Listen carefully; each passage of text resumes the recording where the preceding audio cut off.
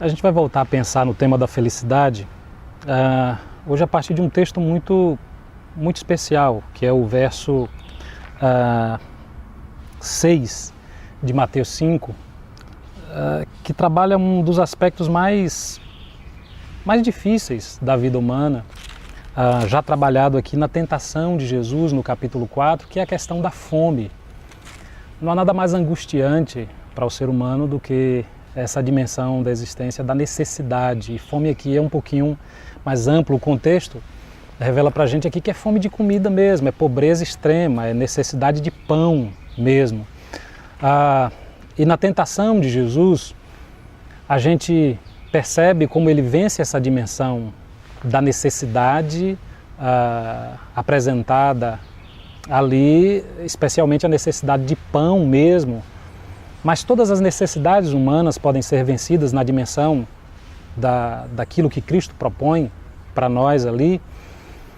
A fome é vencida a partir de uma expectativa em Deus, ou de um alimentar-se em Deus. Jesus está dizendo isso para quem está faminto de verdade. O que autoriza Jesus dizer isso é que ele está incluído no mesmo contexto desse pessoal. Jesus está incluído no mesmo contexto de pobreza, e ele pessoalmente venceu isso a partir da palavra de Jesus, da palavra de Deus, né?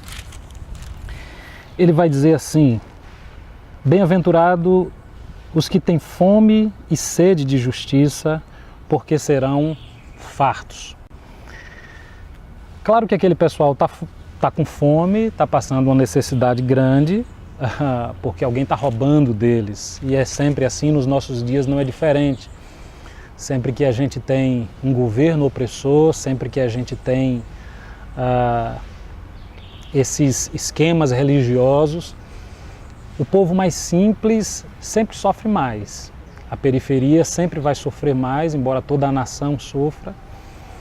Mas a periferia vai sentir fome, e não só a fome de pão, mas o texto de Mateus vai falar de fome de justiça. Porque ela percebe que o que está lhe tirando o pão não é o fato do campo não estar produzindo, é o fato de alguém estar acumulando. Jesus propõe uma ruptura com isso. Jesus diz, eles serão fartos. Amós vai falar de um tempo onde a justiça vai correr como um rio, né? E a gente espera ansiosamente por esses dias em que a justiça correrá como um rio e que sobrará pão.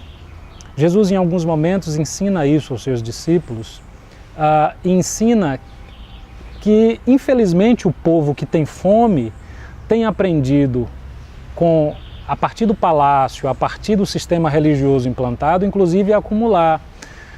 Na multiplicação dos pães, um milagre é feito, e é muito interessante o que é feito naquele milagre, porque um menino entende o que Jesus está propondo quando é perguntado quem tem o que comer, e aquele menino então traz pães e peixe, o pouquinho que ele tinha, e ele então toca o coração das pessoas que estão também guardando para si. Estão também na proposta, a mesma proposta que os oprime, é também a que eles seguem. Eles reproduzem numa escala de baixo, se a gente pode colocar assim, aquilo que eles percebem acontecendo no governo e na religião.